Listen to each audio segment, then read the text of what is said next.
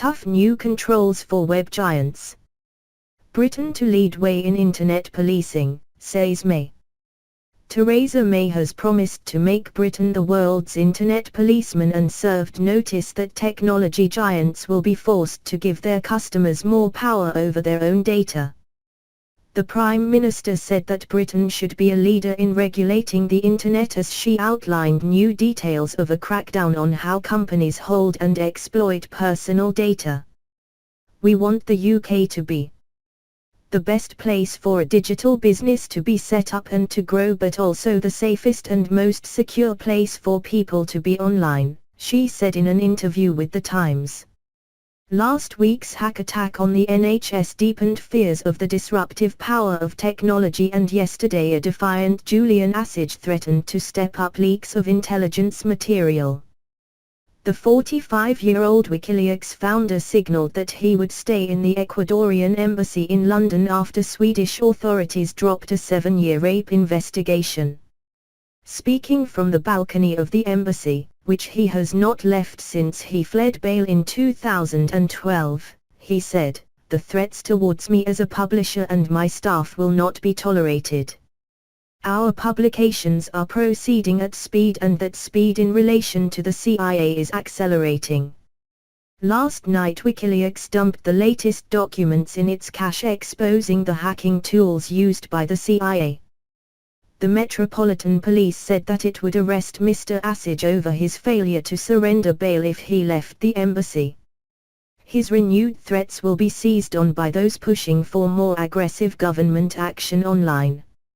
Laws to make publishers such as Google and Facebook do more to secure information and to delete, on demand, data relating to those under 18, will be included in the first Queen's speech of a new Tory government, along with measures to fine them if they fail to comply. The commitments come after The Times revealed that social media companies including Facebook and YouTube, owned by Google, continued to host images or videos of child abuse and terrorism even after they were alerted to the content. The Conservatives' manifesto said that questions over who owns personal data and how it should be treated would be decided by a Data Use and Ethics Commission, and that Britain would push to bring US technology companies under the same kind of international regulation applied to banks. The new body would focus on who owns personal data and what people should expect in return when they consent to share it. That includes the extent of organizations' transparency and what rights people should have to request that their data is deleted. The Commission would also look at the rules surrounding technology that reaches decisions based on personal data using opaque algorithms. These decisions lie at the heart of the business models of companies such as Google and Facebook, which analyze data based on users' online behavior to sell targeted advertising.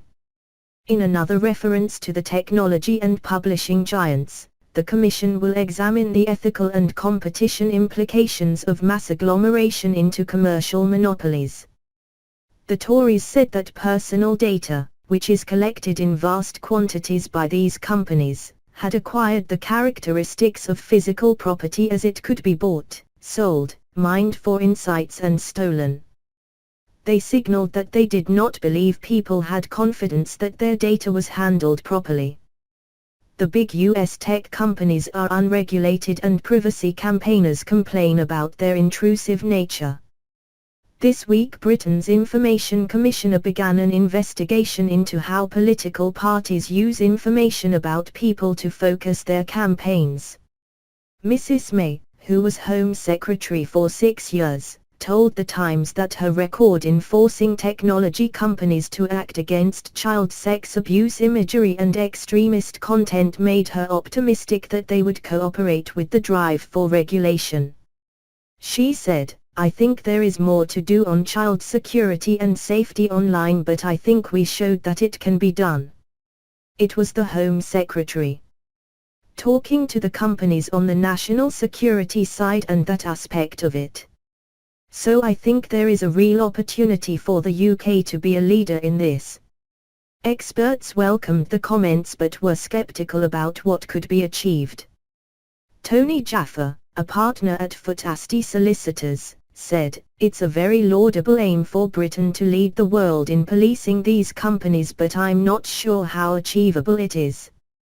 It's obvious that US tech companies are dominant, and the Americans have a conception of freedom of expression that's quite different to ours, coming from their ideas about the First Amendment.